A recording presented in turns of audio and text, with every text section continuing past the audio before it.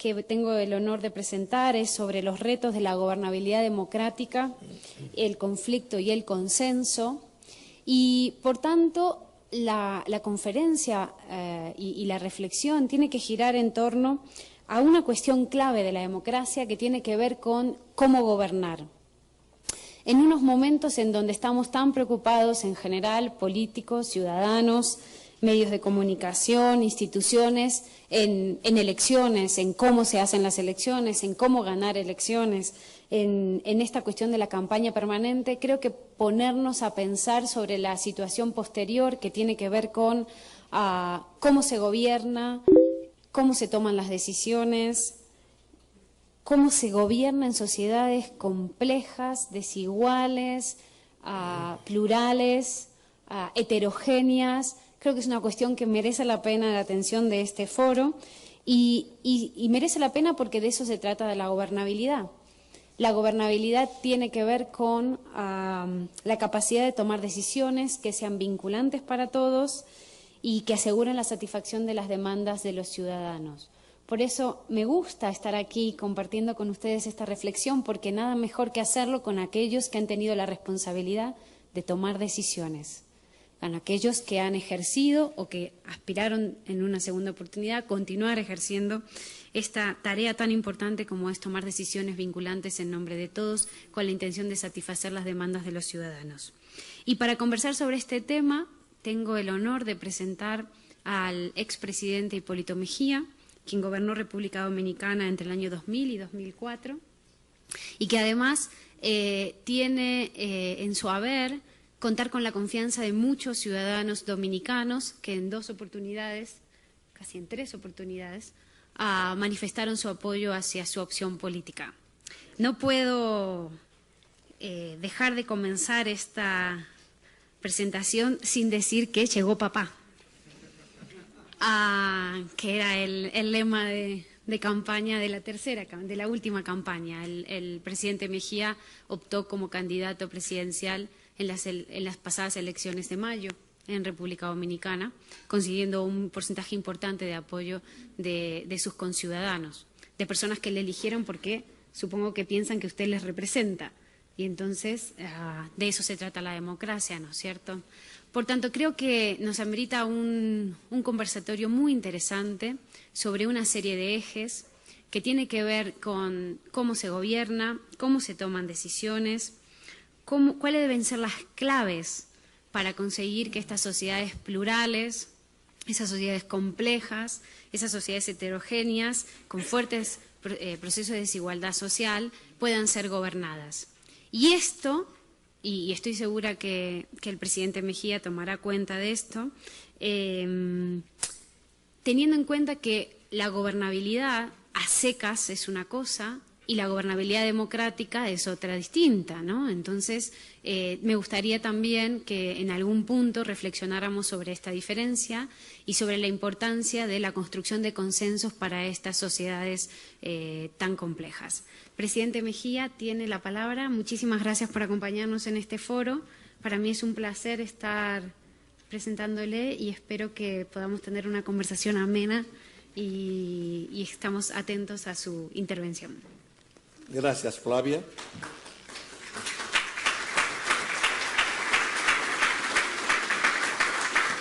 Gracias a los organizadores de este importante evento. Creo decirlo con toda sinceridad, que agradezco infinitamente su invitación y les aseguro que yo he asistido a decenas de actividades parecidas a esta. Y quiero decirles que he encontrado en ella, y no he perdido un minuto de todas las ponencias que se han presentado, la más completa, la mejor organización, ponencias de fondo, una gran participación en pluralidad, mucha sinceridad y mucho orden. Eso me hace sentir muy bien y pienso que dentro de mi agitada agenda personal me sentí orgulloso y me siento orgulloso y me satisfizo su invitación y me siento orgulloso de estar con ustedes aquí. Las ideas que voy a presentar son producto basadas en mis vivencias. En mis vivencias como campesino. Yo soy un político salido de las entrañas del campo, de familias tradicionales campesinas, productor, agrónomo, ministro de Agricultura y presidente de la República también. Como dijo Flavia, la mañita se le pegó a uno y ya quiso repetir. No repetir, pero bueno, alternar. Obviamente, mi mayor experiencia ha sido como vicepresidente, como miembro durante 40 años del Partido Revolucionario Dominicano, partido que ha sido clave en la construcción de la democracia dominicana y el fortalecimiento de la democracia dominicana. Referirnos al concepto de gobernabilidad democrática, estamos asumiendo que pueden existir otro tipo de gobernabilidad, no sustentada necesariamente en principios de la democracia. Tal y como han planteado los estudiosos de este tema, la gobernabilidad y la democracia constituyen dos fuerzas en tensión. Obviamente influyen mutuamente para garantizar la participación y los derechos de los ciudadanos y asegurar la estabilidad política en el ejercicio del poder. La gobernabilidad no se limita a los derechos políticos, cuya principal expresión es el derecho al voto, sino también al conjunto de derechos económicos, sociales, humanos, culturales y otros, siendo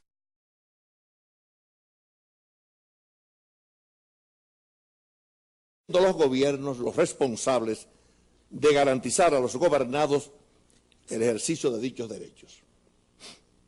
La gobernabilidad tiene dos fuentes principales de legitimidad: la credibilidad de los procesos electorales y la satisfacción de las expectativas y el bienestar económico y social de los ciudadanos.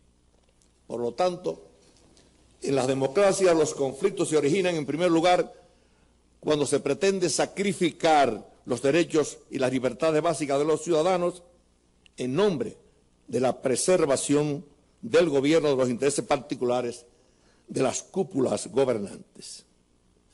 De lo anterior se deriva que para lograr una genuina gobernabilidad democrática es imprescindible la participación ciudadana a través de las diferentes organizaciones de la sociedad en definir sus avances y en la ejecución de políticas públicas.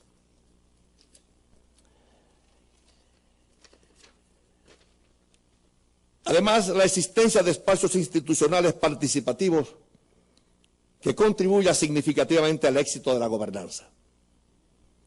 Debe insistirse que en la gobernabilidad democrática requiere de instituciones que garanticen la participación y que promuevan el diálogo y el consenso entre los diferentes actores políticos y sociales. Por eso, el nombre lo dice claro: gobernabilidad democrática, consenso y conflictos. Los espacios de diálogo y consenso son necesarios para lograr que actores en diferentes cuotas de poder, como son los gobiernos, los partidos, el sector privado, la sociedad civil, interactúen y asuman compromisos alrededor de las mesas colectivas. Eso ha sido tratado extraordinariamente bien en los análisis y ponderaciones que hemos hecho con anterioridad. La región nuestra ha tenido avances significativos en los aspectos formales de la democracia, pero han sido insuficientes en lo que corresponde a la solución de las necesidades básicas y la creación de mejores oportunidades de progreso. Los distintos intereses en la democracia se traducen en la diversidad de retos para la gobernabilidad democrática, obviamente.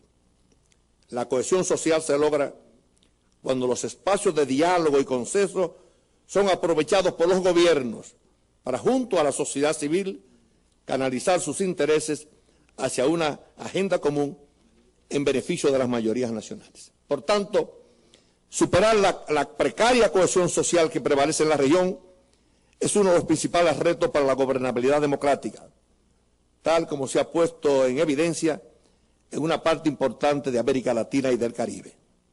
Ese reto requiere que los gobiernos junto a la sociedad civil trabajen para superar la exclusión que sufre la población. Esa exclusión no es solo de naturaleza económica, aunque la negación de derechos económicos, especialmente el derecho al empleo, un empleo decente y la pobreza que se deriva como consecuencia, es sin lugar a dudas una de las principales causas del déficit de lo que sufre la democracia o la gobernabilidad democrática en nuestros países. Ahora bien, es imperativo reconocer que los ciudadanos son mucho más que agentes económicos y que sus aspiraciones incluyen el disfrute de mejor calidad de vida y un mayor acceso a los beneficios y oportunidades de este mundo moderno. Es precisamente la incapacidad de los gobiernos de solucionar las demandas de los ciudadanos lo que crea los déficits y de las crisis de gobernabilidad en nuestro hemisferio. Nuestra región se caracteriza por tener altos niveles de desigualdad. Eso no lo niega nadie, absolutamente nadie. Una elevada tasa de desempleo, especialmente en jóvenes y mujeres, y una mala calidad del gasto de la inversión pública e insuficiente inversión en infraestructura productiva. La región también muestra diferentes sistemas educativos, pobre calidad de los servicios básicos, pocas oportunidades para sectores vulnerables tales como los jóvenes, las mujeres, los campesinos, mis campesinos, los envejecientes, los discapacitados y otros. Uno de los principales retos que enfrentamos es el grave problema del hambre, cuya incidencia contribuye a profundizar la pobreza y crear daños irreversibles en la niñez.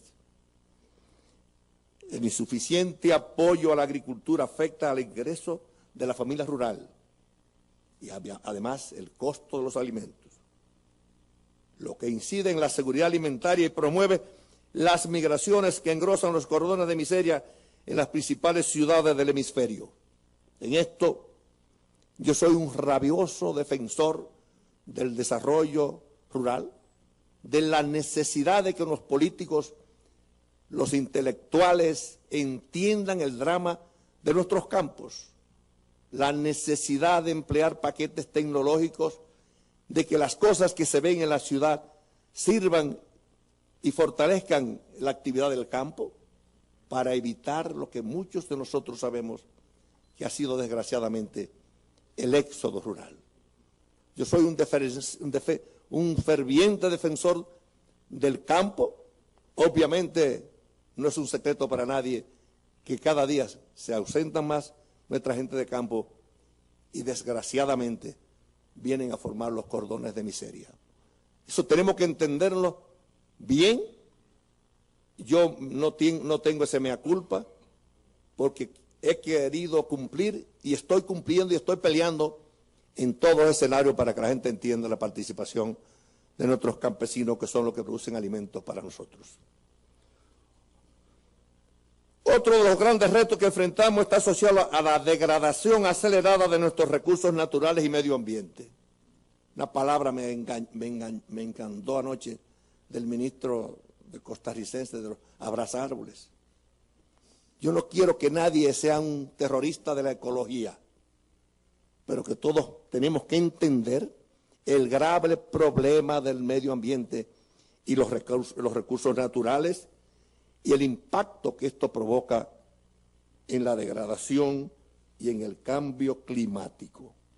Ese es otro tema que en escenarios como este, donde sin lugar a dudas, por la capacidad de enfoque y la visión panorámica de lo que debe pasar aquí en muchos países de América Latina, hay que enfocarlo y hay que entenderlo y hay que saborearlo porque es una necesidad importante.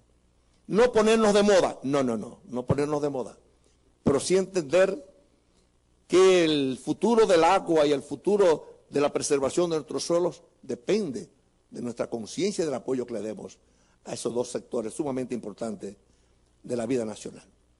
Otro de los temas que yo le doy una importancia trascendental es la descentralización del poder. En República Dominicana somos un país pequeño, pero desgraciadamente los políticos no entienden que hay que soltar plata para que los pueblos, los municipios, los gobiernos municipales, los gobiernos provinciales tengan su propia conexión y comience definitivamente la democracia como debe ser, de abajo para arriba. Hay que descentralizar. Tuve una experiencia sumamente interesante producto de mis relaciones con Europa, los apoyos a los gobiernos municipales eran un 2 o 3%. Yo lo llevé a 8% y dejé una ley para que fuera 10%. 10% del presupuesto nacional era para cumplir con la descentralización administrativa de los ayuntamientos fuera de la burocracia normal. La transferencia de capacidades y mayores funciones a los gobiernos locales, reitero, es determinante para el futuro de la democracia. Hay quienes digan que eso tiene sus problemas porque no se saben gobernar. Y quiero yo repetir aquí una palabra de un dirigente dominicano de mucha experiencia, el doctor Balaguer, que yo fui contrario durante toda la vida, pero me enseñó que se podía vivir en la democracia respetando a unos a los otros. Y me dijo, no se sienta mal porque los jóvenes vayan al gobierno, porque usted sabe cómo se aprende a gobernar, gobernando. Entonces, esas cosas hay que aprenderlas de nuestros gobiernos municipales. Permítame ahora referirme a otros aspectos importantes, ahora de naturaleza política. Algunos sostienen que la democracia ha alcanzado un alto grado de madurez en América Latina. Lo cierto, sin embargo, es que el ejercicio de la democracia en la región aún debe superar un conjunto de dificultades que ponen en riesgo su existencia. Sí, ponen en riesgo su existencia. No tan dramática como Solón, pero sí ponen en riesgo su permanencia. Para muchos ciudadanos, el ejercicio del derecho a votar en las elecciones es la única oportunidad para ejercer la ciudadanía, para ejercer su poder. Cuando se distorsiona ese derecho, se crea un caldo de cultivo que incentiva la crisis de gobernabilidad. Lograr la credibilidad en los procesos electorales requiere revestirlo, apoyarlo, convencerse de una absoluta transparencia. Para eso es imprescindible superar las deficiencias en la organización de las elecciones, en la observación electoral, acceso a los medios de comunicación, uso de los recursos públicos, imparcialidad en el arbitraje y obviamente en el uso de recursos para financiar la campaña, entre otros aspectos. Un tema que reviste particular importancia se refiere a la creciente capacidad del narcotráfico.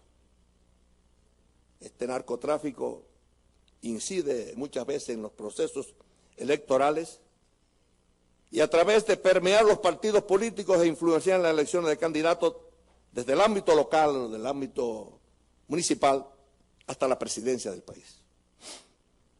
Otro de los grandes retos que enfrenta la gobernabilidad en el hemisferio es la impunidad. Quiero subrayar esa palabra. Impunidad que ampara la corrupción y socava la administración pública. Este es un problema grave de nuestros países y hay que estar muy presente y muy convencido y poder hablar con libertad después que hemos pasado por las entrañas del diablo, las entrañas del monstruo, decir que ese es uno de los graves problemas que tenemos en nuestros países y que conspira contra la democracia latinoamericana. No podemos dejar de mencionar la creciente inseguridad ciudadana como una de las más importantes amenazas de la gobernabilidad de la región. Este es un problema que lo experimentamos aquí, en mi país, en Centroamérica, en las islas, en toda parte. Este es un problema grave. Un país acosado por el miedo carece de una genuina gobernabilidad. Tal y como hemos expresado, la organización de los procesos electorales transparentes es una condición sine qua non para la elección de gobiernos legítimos. Sin embargo, es frecuente en algunos de nuestros países que los órganos electorales sean distorsionados por la parcialidad de sus directivos, por la injerencia de estamentos de poder y por la falta de integridad de sus componentes, entre otros aspectos. La garantía en el ejercicio del sufragio universal, libre e igualitario, sin coerciones de ningún tipo, tiene que comenzar por una selección consensuada de los responsables de gestionar los procesos electorales. Es una responsabilidad ineludible de las autoridades que integran nuestros respectivos sistemas electorales impedir el uso y abuso de mecanismos de poder políticos, represivos, administrativos y, obviamente, materiales, especialmente en el uso de fondos del erario público de manera directa o indirecta en favor de determinados candidatos. En este sentido, la garantía de los derechos ciudadanos y las libertades universalmente consagradas deberían ser el norte que inspire la gestión de sistemas electorales en un marco de transparencia, equidad y plenitud del derecho del Estado de Derecho. De igual manera, el gasto desmesurado de las campañas electorales actúa como un mecanismo distorsionante del proceso y desvirtúa la naturaleza propositiva de las candidaturas, creando sistemas que triunfan en la medida de su capacidad recaudatoria. Esa realidad hace imperativa la regulación del gasto en campañas electorales como garantía obvia de una participación justa y equitativa de sus actores. De ahí mi manifiesta preocupación ante las violaciones a la Constitución, las leyes y los acuerdos internacionales aprobados por nuestro Congreso en cada nación, y la interrogante que surge: ¿para qué sirven todas estas legislaciones si a la hora de ponerlas a prueba se violan en esta región, siempre y cuando adopten un mayor grado de independencia con respecto a los órganos electorales de los países y se enfoque en defensa del interés de los ciudadanos? Para ilustrar la relación que existe entre los procesos electorales viciados y la gobernabilidad democrática, quiero solicitar su anuencia, señor presidente, para compartir la experiencia de lo acontecido en las pasadas elecciones dominicanas. Sin lugar a dudas, la democracia dominicana ha dado importantes avances en los últimos años, al punto de considerarla por muchos como una democracia fuerte. La percepción fue la causa de que algunos organismos de observación electoral consideraran innecesario involucrarse en las elecciones dominicanas del pasado 20 de mayo. A pesar de esa imagen de democracia fuerte, en nuestro país ocurrieron los siguientes hechos. En primer lugar, tenemos las anomalías cometidas por los dos órganos electorales, la Junta Central Electoral y el Tribunal Superior Electoral, los cuales fueron integrados mayoritariamente por miembros vinculados al partido del gobierno. Ambos organismos mostraron públicamente su imparcialidad o su parcialidad a favor de los candidatos del partido de gobierno al actuar a espaldas de la transparencia y la equidad. Otro hecho alarmante fue el uso y abuso de los recursos del poder por el pasado gobierno, el cual en su afán de imponer al candidato del partido incurrió en el uso abusivo de fondos multimillonarios que no fueron contemplados ni consignados en la Ley de Presupuesto Nacional. Esas acciones han generado un déficit de más de 4.675 millones de dólares, equivalente al 8% del Producto Bruto Interno. Algo sin precedente en la historia del país y sin precedente en la historia de muchos países de América Latina y del mundo. Esos recursos fueron usados, entre otras acciones, para la compra de espacios de radio, televisión y prensa escrita, compra de votos, cédulas y para inducir la abstención a través de diferentes medios. Preocupa de manera particular que en dichas elecciones hubo una abierta expresión clientelista mediante la manipulación de los beneficiarios más pobres de los programas sociales del gobierno. Muchos de ellos fueron amenazados con quitarle esos compromisos si no votaban por el candidato de gobierno. Otro abuso de poder fue el uso de las Fuerzas Armadas y de la Policía Nacional. Yo estaba absolutamente convencido, y yo vengo de familias militares, muchos de ellos, que la democracia dominicana había madurado y los militares y policías eran dependientes del país, no tenían por qué jugar a la política. Lo que yo viví y presencié en mi país es motivo de mucha y profunda preocupación de mi parte. La participación de gente comprometida con la corrupción y la impunidad se hicieron presentes en el quehacer de nuestras elecciones pasadas. La mayor ilustración de lo que acabo de afirmar estoy entregando aquí, perdonen, por la vía de secretaría, un informe que rendía a la Organización de Estados Americanos, a gobiernos amigos e instituciones amigas, para que conocieran parte de lo que yo pensaba, creía y estaba convencido. Los hechos que acabo de señalar ponen en evidencia la debilidad de las instituciones democráticas y el déficit de gobernabilidad que existe en República Dominicana. Y en este momento la sensatez de las fuerzas políticas, los movimientos sociales y el liderazgo opositor fue lo que impidió que ese déficit se convirtiera en una crisis de gobernabilidad. Ayer se me acercaron unos jovencitos aquí y me decían que por qué yo mantenía una actitud virulenta. Yo reitero aquí, como lo he dicho en República Dominicana, que yo me casé con la democracia. No me voy a divorciar de la democracia con sus virtudes y sus debilidades. Consciente estoy de que lo acontecido en nuestro país debe servir de experiencia para que estos hechos no se repitan en ninguna otra nación del hemisferio, ni mucho menos en mi país. Y me permito hacer las siguientes propuestas. En primer lugar, hacer los correctivos para revestir los sistemas electorales de la mayor credibilidad y transparencia, a fin de que sean la expresión de los intereses ciudadanos y no del partido que controla la instancia donde se designan los órganos electorales. En segundo lugar, que la OEA, los partidos, la sociedad civil y las diferentes instancias organizadas de los pueblos del hemisferio se aboquen de manera urgente a mejorar los mecanismos de observación a fin de que su trabajo se realice a lo largo de todo el proceso electoral. La observación debe cubrir desde la organización, la campaña, el escrutinio y la emisión de resultados de la jornada electoral, facultando al observador con los mecanismos de monitoreo y de intervención oportuna para la corrección de aspectos críticos del proceso.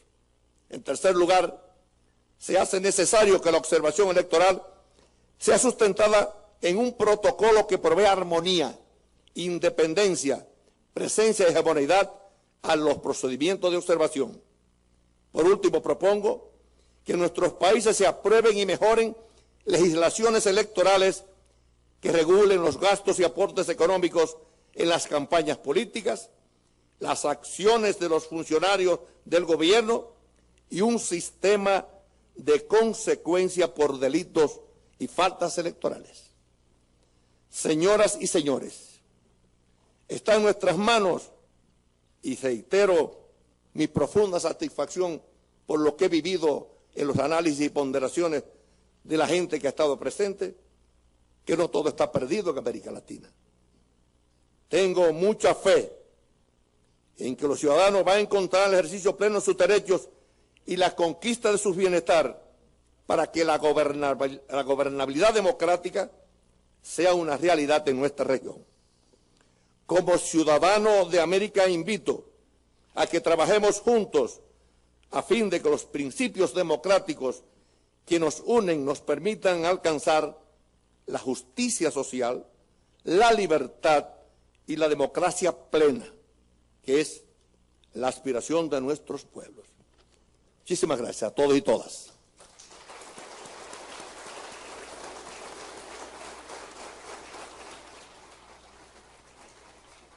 Muchas gracias, presidente Mejía, por acortar el tiempo, ajustarse el tiempo y por su interesante intervención. Creo que nos ha planteado una serie de temas bastante diversos. Yo, si usted me permite, voy a intentar ponerme en la posición de un ciudadano o una ciudadana que o está aquí presente o está mirando por internet a través del canal YouTube del IFE y voy a intentar ser crítica, pero también respetuosa de un diálogo constructivo, ¿no? Y tengo como 3 tipos de preguntas. Unas preguntas que me mueren la curiosidad respecto a su gestión como presidente, en términos en clave de gobernabilidad democrática, y en ese sentido serían preguntas más personales, más intimistas, más de su experiencia personal. No todos los días uno tiene la oportunidad de estar hablando con un presidente en este magnífico foro. La segunda pregunta tiene más que ver con qué hacemos, cómo construimos sociedades democráticas, plurales y gobernables a partir de todas estas deficiencias que usted ha señalado. Y la tercera, voy a ir canalizando las diferentes preguntas que me van llegando, que algunas son ciertamente, ya verá, interesantes. Tire. Bien. Pero creo que es lo que estaban esperando todos, ¿no? Así que yo le pido un compromiso entre los dos para intentar hacer esto ameno y, como usted mismo dijo, ¿no? Sincero, ¿no? Que este sea un diálogo sincero. Primera pregunta de mi cosecha personal.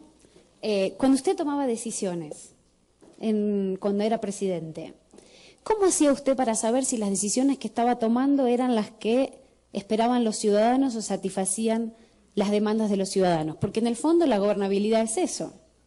¿Y cómo se garantizaba usted que esas decisiones se atendieran a principios democráticos? Es decir, para usted eso, ¿qué significaba? Le cuento una anécdota. Un expresidente me dijo una vez, y los seguidores de ese expresidente me dijo una vez, que para él la democracia era tener el teléfono móvil de sus seguidores, ¿no? Abdalá Bucaram me dijo, mire, para mí democracia interna es que yo pueda hablar con cualquiera de mis seguidores. Esa es una concepción de democracia, ¿no? Ahora, ¿usted cómo lo veía esto? ¿Cómo lo hacía? ¿Con quién consultaba? ¿De qué manera tomaba esas decisiones? Esa es mi primera pregunta. Yo pienso que aunque usted nunca había hablado personalmente conmigo, usted tiene un comeback de mis actuaciones. Yo por temperamento soy libre y creo en la democracia y respeto la dignidad de los demás. Por eso yo tenía un contacto permanente con el pueblo, directo. Segundo, yo me nutría porque estudié estadística y tenía mis estudios viendo cuál era el pensamiento por región o por sectores de lo que la gente pensaba y quería. Y nunca me aparté de eso. Tercero, yo vengo de familias tradicionales campesinas, en las que siempre consideré y considero que el diálogo es una arma poderosa. Por eso yo nunca me divorcié del diálogo. Yo soy capaz de sentarme con mis más recalcitrantes enemigos y pasarme 2 horas discutiendo y diciendo lo que yo creo, sin tapujos. Y como yo he sido transparente y quiero ser transparente, no tengo miedo a las acusaciones que me hagan, y si son de frente, mejor todavía. Así que yo te mantenía al tanto. Pero quiero darle un dato. En esa época habían elecciones a medio término de los legisladores y alcaldes y diputados. En mi segundo año, en mi tercer año de gobierno, el segundo año de las elecciones a medio término, de 32 senadores sacamos 29. 85% de los alcaldes y 70% de los diputados. Entonces, estamos sintonizados con lo que la gente quería. Y una cosa importante, sin utilizar ni un centavo del erario público, ni un centavo, y que quede ahí consignado en estas cámaras. Fueron elecciones absolutamente transparentes en que no se utilizó el poder ni la coerción de los sectores del statu quo, ni mucho menos el sector policial y militar. Un ejemplo claro de eso. Tercero, los que creemos en la democracia tenemos derecho a respetar a los demás.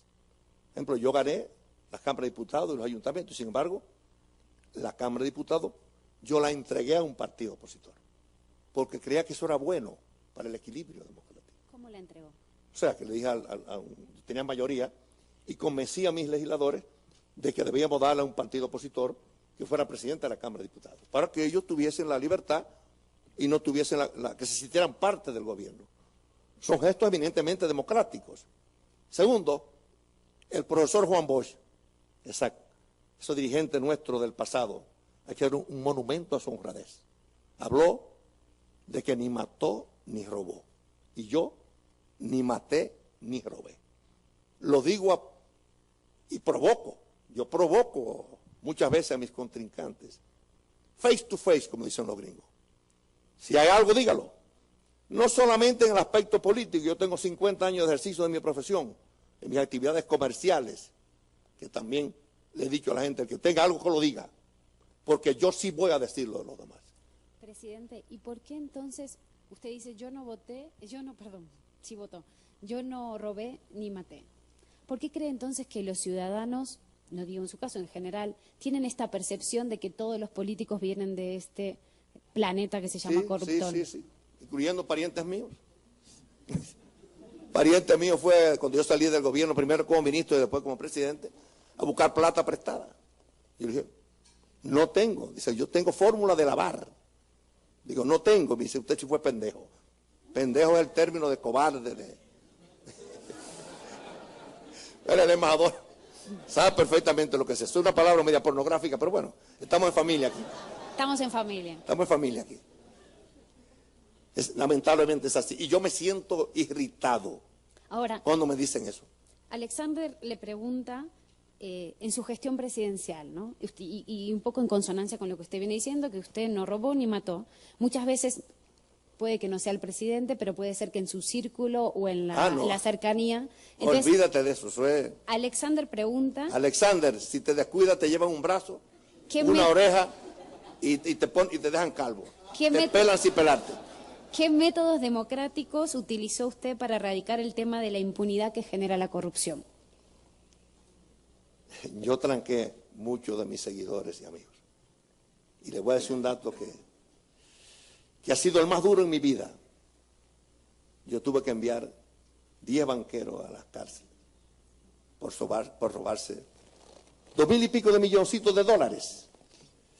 Eso no se había visto en la historia dominicana y yo lo hice. Y lo hice a personas que son hijos de mis amigos, personas relacionadas conmigo, y lo hice.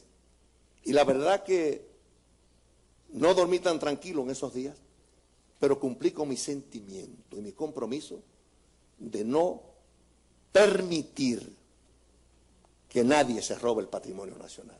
Bueno, si eso no vale, y de eso yo tengo un historial de quienes se beneficiaron de esas cosas, y las hemos dicho, aquí no es el momento para decirlo, pero como ya hacemos campaña, yo lo dije en todos lados, y lo voy a seguir predicando. Es decir, que Alexander trata de formar un grupito aséptico desde ahora, porque si te descuidas te roban a ti mismo entero. Esa es la realidad, eso yo no lo puedo negar. Yo exageré una vez, ¿tú te recuerdas, embajador? Yo dije, de cada día hay como, pero no lo quiero repetir ahora, porque un porcentaje era demasiado alto. Es verdad. Lamentablemente es verdad. María dice que si usted sabía que iba a haber tantas irregularidades electorales, supongo que en la última elección, ¿por qué participó en las elecciones? Mi partido, que yo dije en el comienzo, tiene 70 años de vida democrática del país. En el año 74 nos retiramos de las elecciones por caso no de utilización de la cosa pública, sino por presión militar. Y la experiencia mía ahora, a eso le llaman, no sé si aquí juegan gallo. Aquí cuando tú te mandas, cuando el gallo corre, le dicen gallo cobarde y corredor. Yo no iba a correr. Además que yo no creía que era posible utilizar de una manera indecente los fondos públicos. Ni creía que se iba a utilizar el estamento militar. Yo no lo creía. No lo creía porque yo soy amigo de muchos dirigentes y soy amigo del presidente actual y fui amigo de Leonel. Fui del pasado del Verbo. Y yo creía que eran incapaces de hacer cosas como las que yo acabo de decir. Yo estaba convencido que eso no se podía producir en la República Dominicana. Sí se produjo. Conversábamos ayer con un colega respecto al papel de las observaciones electorales, ¿no? Observaciones internacionales. De Twitter nos hacen una pregunta y usted sacó este tema. Y yo tengo dos preguntas, la de Twitter y otra que le quería comentar. Yo estoy convencida de la importancia de la observación electoral, ¿no? Y en ese sentido voy a pasar un un eslogan comercial. Estamos creando una escuela de observación electoral para el próximo 17, el 21 de junio, en la Universidad de Salamanca, junto a la Organización de Estados Americanos, y si todo sale bien, también con el apoyo del Instituto Federal Electoral. Así que estamos convencidos de la importancia de la observación electoral. Le voy a dar una cátedra de una semana de práctica electoral. Me encantaría que nos acompañara, presidente. Te lo prometo. Por supuesto, los chicos van a estar y las chicas. Manipulaciones electorales. Bien, si estamos en este punto, Rafael le pregunta desde Twitter si la observación electoral internacional debería ser obligatoria para todos los países. Y yo tengo otra pregunta. Si esto debería ser así, ¿cómo hacemos para fortalecer a los organismos que hacen observación electoral, para quitarlos de la dimensión política y para que sus informes realmente sean vinculantes, en el sentido de que en realidad puedan no luego ser manejados un poco, no digo que en todos casos suceda, pero sí que realmente sean efectivos los resultados de estas observaciones para que mejoren la calidad de la organización de las elecciones y para que sean realmente instrumentos que nos ayuden a construir mejores democracias? Rafael, mi primer nombre es Rafael también. Rafael. No, pero este es otro. Otro Rafael. No es Rafael de España ese, ¿no? No. Este es de aquí. Mira, yo cité ahí que no es ir como observador electoral una semana o 15, un mes antes. No. Hay que ir antes y ver. En el expediente que yo mandé aquí, 3 meses antes, al que hizo la pregunta anterior, yo le mandé una comunicación al secretario general de la OEA, diciéndole parte de esas cosas que yo veía venir. Además, el presidente de la República dijo en Nueva York que él disponía de 40.000 millones de pesos, 1.000 millones de dólares, para ganar las elecciones. Así que no fue nuevo lo que hicieron, era conocido. Pero te voy a decir lo siguiente: la participación electoral en los casos que yo enumeré que está ahí, es vital. Y eso yo me alegro que ustedes estén dando ese curso porque es necesario. La embajada americana fue que pagó, porque decían que no había fondo para invitar a los observadores. Y por suerte, la observación fue buena porque era en el órgano de manejo de las elecciones. Que ahí hubo su inclinación, pero no fue un problema de manipulación de esos datos, porque afortunadamente nosotros hicimos una estructura que no era fácil vulnerar las informaciones y los datos que salían del seno de la población. Hay nos están llenando preguntas, bueno, presidente. Magnífico eso. Yo me voy a llevar todas las copias para allá. Vale, para que no contestemos, se las contesto yo. Exacto. Por Twitter. Por Twitter, o tienen los emails de la gente, así que puede contestarle. Email. Esto sería un excelente ejercicio de rendición de cuentas, que todas las preguntas que nos hacen podamos contestarlas luego a quienes nos las hagan. Y yo espero que usted lo haga, porque aquí tiene todos los emails. Es un compromiso con el pueblo ya. Hay una anécdota en República Dominicana con los ciudadanos, ¿no? Ciudadanos y ciudadanas. El pueblo es una categoría un poco colectiva, así como más de líderes carismáticos populistas. Ciudadanos y ciudadanas es como más acorde a nuestro público. Hay una anécdota en República Dominicana de que hay un político que cada vez que hay elecciones regala pollos o le da salchichones a la gente, ¿no? Y se habla mucho de este político de mi querida provincia de Altagracia, ¿no? No, yo no puedo hablar de él porque él es socio mío en las elecciones. Bien. Pero yo creo que más que nada esto da cuenta muestra de unas prácticas, ¿no?, que hay en Altagracia, en mi querida provincia de Altagracia o en cualquier lugar de América Latina. La pregunta es, el clientelismo, como hablamos durante este foro en otras oportunidades, el del año pasado y ayer, es una institución informal que está arraigada en nuestras sociedades, ¿no? Y no es no solo cuando se regalan estos salchichones, sino en general es una práctica estable, ¿no? Cuando usted decía, no es solo el día de la elección, sino qué pasa en los tiempos anteriores. Tenemos varias preguntas en este sentido. Entonces, Daniela le pregunta, durante su gestión como presidente, ¿qué papel jugó el clientelismo durante la campaña y durante su gestión? Yo lo sustituí por una cosa muy importante, especialmente para las damas. Yo hice un doctorado en besos. Yo besé a media población dominicana, mujeres. No se confundan. Yo soy un candidato que mi campaña, de hecho, como dicen los americanos, face to face. Yo caminé 16 horas diarias durante 2 años y medio. Además, tener 50 años en ejercicio de la política, pero yo disfruto conectándome directo con la gente. Yo no puedo gastar, por eso yo gasté, ahí está el informe, 8% del presupuesto que se gastó en publicidad lo gasté yo. 80 y pico % del gobierno y los partidos minoritarios gastaron un poquito más. Así que mi campaña no fue por televisión y radio, mi campaña fue directo en el seno de la sociedad. Es muy duro, pero créanme que yo disfruto eso. A mí me gusta tener contacto con la gente y dispongo de tiempo. Yo vengo del campo, yo me crié en un burrito, una bicicleta, un motor, después tuve Jeeps, naturalmente, y ahora tenemos Lexus. Pero yo salí de las entrañas del pueblo y soy agricultor. Yo sé lo que es producir, tirarme en el campo, aguantar sol, vivir del sudor de mi frente, porque esa es otra característica. No viven del sudor de su frente, no, del sudor del frente. No. Yo disfruto eso y créeme que para mí eso era parte de mi hobby de la política. Pero, ¿se podrá seguir haciendo eso? Yo no sé, creo que no, porque es muy duro ya. A esta edad, retirar a cuidar niños o a nietos. Nietos. Y a recomendar algunas cosas. Presidente, otra dimensión de la gobernabilidad democrática tiene que ver con la participación de la sociedad civil. Entonces, José Luis le pregunta cómo debe darse una mayor apertura a las asociaciones civiles para que éstas sean portavoz de las necesidades de una democracia libre sin juegos demagógicos. Mira, yo ahí tengo un criterio de bastante apertura, pero sin quitarme los pantalones. Hay gente que se engancha a la sociedad civil para trazar pauta de lo que usted tiene que hacer, lo que usted va a hacer. No, acá. Si usted lo elegimos para presidente, para que usted gobierne, no tenemos que estar recomendando lo que usted tiene o debe hacer. Ahora, mi experiencia me demostró que personas de la actividad privada son absolutamente necesarias oír, y en reuniones públicas y privadas, ver sus preocupaciones y no sentirse mal por eso.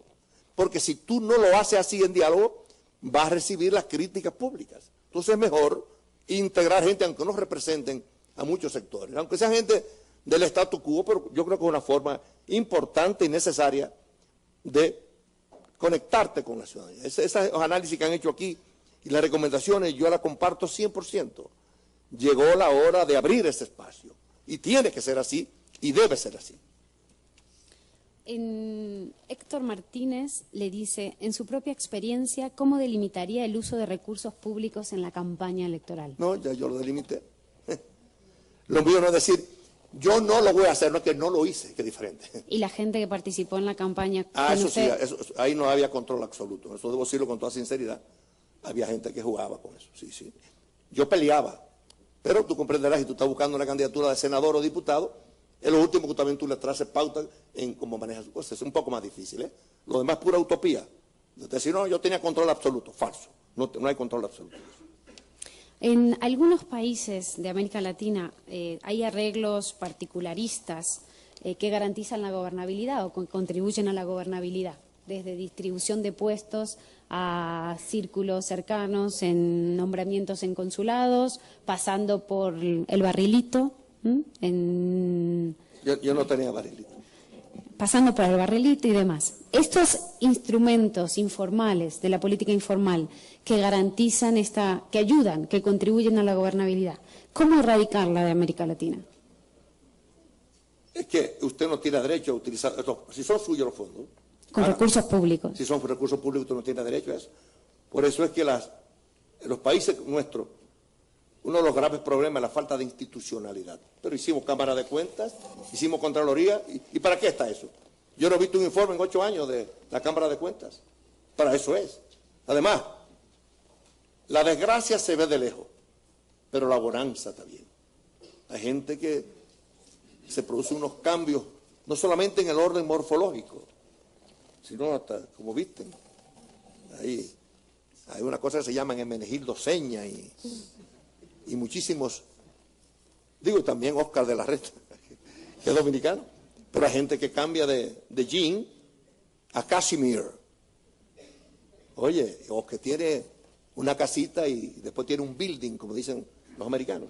No, pero eso se ve en esta parte y lo vemos en nuestros países. Eso es fácil de diagnosticar. ¿Y de dónde te sacó eso? Es una auditoría de nuestra gente y responsablemente. Para eso es una de las cosas que deben hacer los partidos de oposición, si es que quieren solamente ser críticos. Yo como oposición no quiero solamente ser crítico. Yo quiero aportar mi experiencia y decir las cosas buenas, si son buenas, y si son malas también. Así que también la prensa. Aquí tenemos el señor embajador, que es un orgullo del país, estudioso. Estudió aquí en México.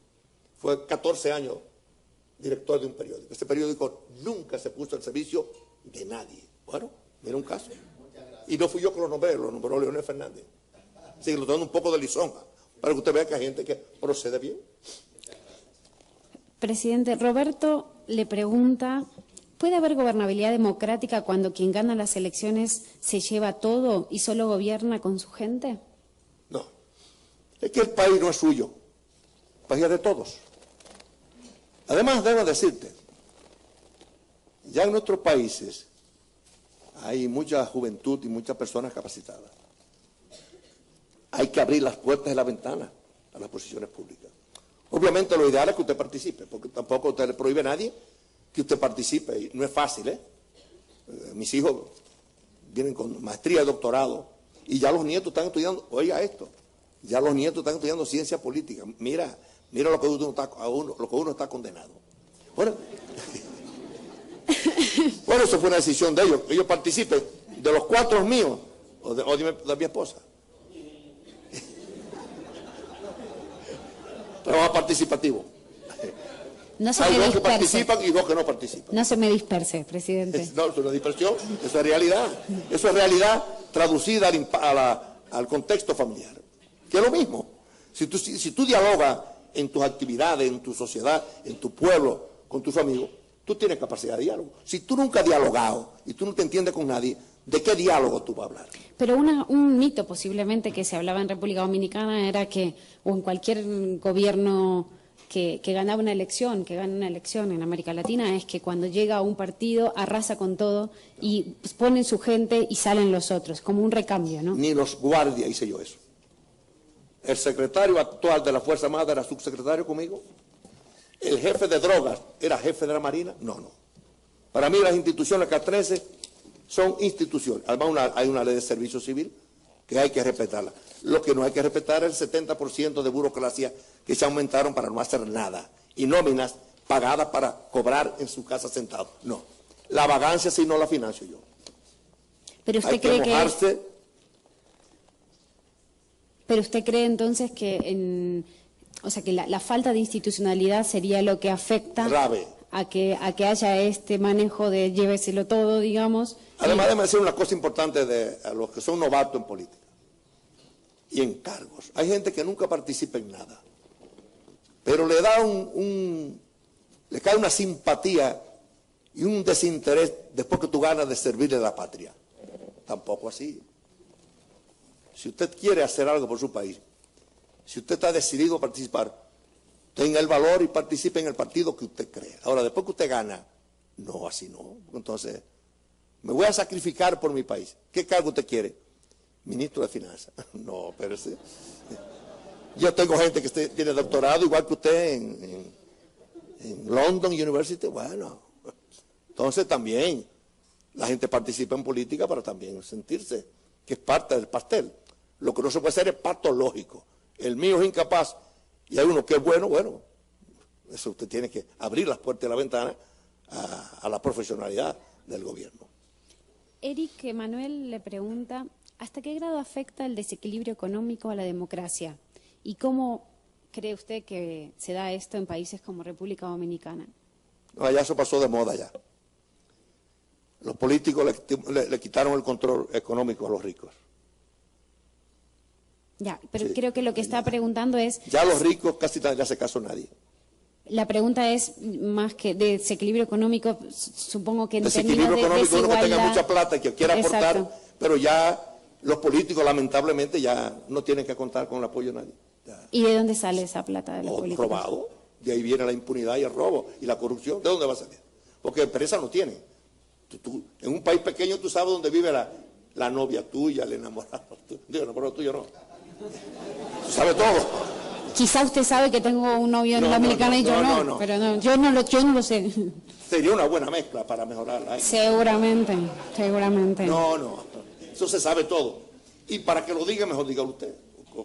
O que el gobierno ejerza su fuerza para enfrentarse lacerante problema. Y cuando usted era presidente, ¿qué hacía usted para rendir cuentas de sus decisiones a sus ciudadanos? Bueno, tengo 8 años fuera y hablo de todo lo que no se puede hablar. Y antes también lo decía. Porque fui presidente absolutamente libre. Y dije lo que se podía decir y lo que no se podía decir. Es más, mis cuentas de publicidad eran menos de $1 millón mensual. Ahora, ¿tú sabes cuántos son? $20 millones mensual. Menos de $1 millón versus $20 millones para que los periodistas hablan todo lo que usted le da la gana a mí, que yo no lo voy a pagar. No pagué nunca. Digo, nunca no. Si un periodista tenía un problema de enfermedad y el gobierno podía ayudarlo, lo hacía, pero pagarte para que tú no hables, no. Okay. Eso no lo hice yo, nunca, ni lo haré jamás. Pero uno de los mecanismos que se están utilizando son mecanismos de rendición de cuentas que garantizan la transparencia, ¿no? Pero durante su gobierno los números están ahí. Y durante bueno, que los números están ahí. Durante su gobierno se ejercían ese tipo de mecanismos. Absolutamente. Como por ejemplo, ¿qué hacían? Hicimos la Cámara de Cuentas, tenía que hacer un informe detallado. Okay. Y pusimos un enemigo mío, el Contralor General de la República. En democracia no hay enemigos, ¿no? No. Contrincantes. Enemigos, amigo mío. Okay. Pero fuerte y comprometido con la honradez. Okay. Lozano conoce a Federico Lalane. Me tenía mucha gente al volar. Y después que salimos del gobierno, me decían a mí, y le decía yo, gracias a Lalane, tú no estás en la cárcel. Melissa le pregunta sobre su relación con el gobierno de Venezuela. Melissa dice, usted tuvo en su gobierno ciertos problemas con el gobierno venezolano de Hugo Chávez, ahora ha sido reelecto, ¿cuál es su opinión? ¿Qué le espera a Venezuela? Bueno, por suerte Carlos Andrés Pérez se murió, o por desgracia. Carlos Andrés Pérez y mi partido tuvo 50 años de una amistad sana. Y República Dominicana fue auxiliada siempre, desde Rómulo Betancourt, incluyendo a Carlos Andrés Pérez. Yo no vengo de las entrañas de un partido político como era ese, yo venía de la democracia cristiana. Pero yo heredé los afectos y el compromiso de mi partido. Y Carlos Andrés Pérez recibió en mi país el exilio con el más absoluto respeto. El presidente Hugo Chávez quería que el presidente Pérez no hablara. Dime tú callar a Carlos Andrés Pérez, ¿cómo? Igual que a mí, ¿cómo me callan a mí? No hay forma de callarme. Y a Carlos Andrés menos. Entonces tuvimos una diferencia y él no entendió eso y me quitó la ayuda petrolera y yo la acepté. Sin problema. Mantenemos una relación respetuosa, pero de ahí no pasa. Presidente, aunque no le parezca, ya está terminando nuestro tiempo. Debía ser así. Yo seguiría aquí todo el día conversando con usted, pero creo que tenemos que dar espacio también a otros participantes en este foro. Si me permite, le voy a hacer 2 últimas preguntas. La primera pregunta, y es una cuestión que preocupa, es esta cuestión en cómo conciliar los intereses de la mayoría que se expresan en las urnas y que legitima proyectos de gobierno, y cómo conciliar estos intereses de la mayoría con los de una minoría que es contraria. Minoría en el sentido de porque pierde una elección. Me parece que durante mucho tiempo hemos pensado en la democracia como una construcción para legitimar la idea de la mayoría, pero creo que, sobre todo un poco pensando en las experiencias de los países andinos actuales, repensar esta construcción de la democracia y de la gobernabilidad democrática pensando en los intereses de esas minorías que pierden unas elecciones, o algo así como, y a ver si usted está de acuerdo o no, que en la democracia uno tiene que preocuparse por respetar fundamentalmente los intereses de aquellos que no concuerdan conmigo, ¿no? Y entonces me gustaría su reflexión sobre este punto. Mira, nosotros fuimos los primeros en hacer un proyecto social. La seguridad social es hija nuestra. Es un paso importante. Pero los planes sociales del gobierno llegaron por un financiamiento de una asesoría técnica del Banco Interamericano de Desarrollo. Lo hicimos enmarcado en un proyecto humano. Sí, ayudábamos al sector más necesitado de la población con planes y auxilios de alimentos y de construcción de pequeñas obras y medicinas, dentro de un marco que yo considero que es dignificante al ser humano, que es, nosotros te vamos a ayudar a reparar tu casa, pero tú trabajas en ella. Tú vas a participar en un barrio y vamos a hacer los contenes en la calle. Vamos a ayudarnos a poner un poco de cemento para que tú te sientas que esa parte es tuya. Sí, no, y respetar la dignidad de la gente y no castrarle sus posibilidades, en primer lugar. En segundo lugar, yo creo que el proceso más importante de nuestro país es la educación. Hay que invertir lo que sea necesario para que la educación llegue a todos los rincones de la geografía nacional e internacional. Preparar técnicos, nuestros países necesitan técnicos. Yo originalmente vengo de un colegio jesuita, de agrónomo, y después estudié otras cosas, pero vine de la formación de abajo. Hay técnicos que pueden llegar a doctorado, a maestría, a ingeniero, pero hay lo que llaman los community college, lo que llaman los americanos. En nuestros países tenemos que formar técnicos, necesitamos técnicos, porque a veces los ingenieros y los máster le hace daño al sol. No tantos politólogos, diría usted. Si son politólogos, no lo daño al sol porque siempre están en oficina y están en aspectos puramente conceptuales. No todos los politólogos son así, presidente. Provoqué a los ticos. No. Yo creo que es un trabajo diferente. Usted puede, aunque usted quiera llegar al seno de la sociedad, tiene que hacer las encuestas y el muestreo y toda la cosa y tener contacto. Ok, pero realmente ese es un trabajo de gabinete. No es como el mío, de campesino, que tengo que meterme ahí bajo el sol. Presidente... Y tercero. Yo creo que lo más importante de un país es que las instituciones funcionen y que esa sociedad civil haga su papel.